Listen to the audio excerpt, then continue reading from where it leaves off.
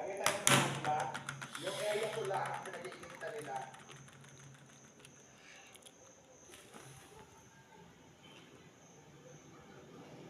Wala namang pwesto sa pangulang. Pinagtataka ko kasi yung nasa harapan ko lang, dito sa kabila, ang dami-dami sa party. Hindi nila pinapaalis. Pakita ko sa inyo. Sigurado ko talaga guys, si Diwata talaga yung pinagbantayan niya. Alam ko talagang gago to yung mga traffic enforcers eh. Putang ina mo to. Akala ko hindi ko talaga nananakit ang tao yan. Alam ko talaga yan. Traffic enforcer talaga. Pinag-initan talaga. Dapat talaga yung pinag-initan din talaga yung mga ibang kainan. Bakit si Diwata lang pinagbantayan nila? Ayan, tingnan mo ha. Sana talaga yun yung trabaho ng si Diwata. Kaawa talaga kay Diwata yun. Grabe, maawa ko kay Diwata yun. Pero gusto talaga si Diwata na ganyan. Hindi natin ipilit ng gusto niya. Kasi trabaho na to eh. Trabaho niya talaga. Yan oh, picturean natin to. Live na to yung guys. Sigurado ko tuloy yung si Diwata talaga yung parang awa mo na please. Umuulitin niyo pag gago ninyo. Pakita ko sa inyo, hindi nila pinapaalis ha. Kanina, Dapat ipinaalis talaga niya yung mga traffic enforcer. Kasi hindi sila fair. Kung bawal, bawal. Na bawal magud. Guys, bakit dito lang lagi sa harapan ko pinag-iinitan nila? Bakit sa harapan talaga yung harapan ni bakit si Diwata yung harapan yung panindihan niya? Hindi papayag si Diwata kasi bawal yan eh. Bawal yan. Grabe yung mga traffic enforcer, putang ina. Hindi pala kontento, hindi pala titigil guys, no? Grabe. Ako na ganyan, hindi na ko yung trabaho ng ganyan. Eh, pinag-initan talaga si Diwata ng ganyan, nung ko si Diwata. Ito guys ha. Ipakita ko sa inyo guys, oh. Oh, ayan o. Puno ng parking.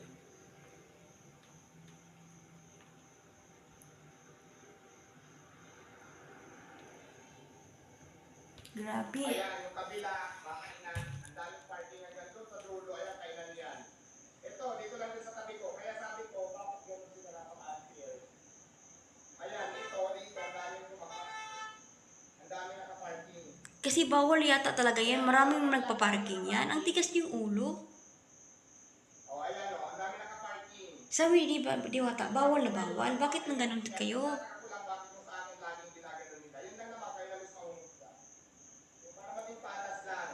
Gusto si Diwata ng patas lang yan. Anong pinagkaiba dito sa lugar na Sabi ni Diwata, bawal na bawal eh. dito sa lugar ba? Si Diwata naranasan na. Ngayon hindi na siya gusto kasi natakot na si Diwata ganyan eh. Ngayon hindi na siya gusto si Diwata yan. Ganyan ang kabait ni Diwata. No, mabait talaga si Diwata yun. Si Diwata talaga na ano siya, nakaparating siya dati. Nahiring naman siya. Ngayon hindi na siya hearing kasi alam talaga niya na bawal. Ayun ang humusga guys.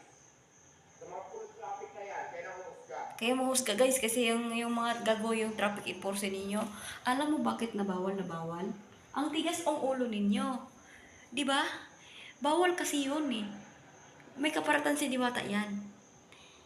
Una, nahiring siya. Ayan. Ngayon, dini na siya kasi pinatutulungan siya. Alam niya talaga na bawal. Ngayon din. Noon pa, wala na. Pinasabihan siya. Pero ang tigas ang ulo yung mga traffic enforcer. Sino nagturo sa kanya? Baka siguro talaga yung mga tao yun.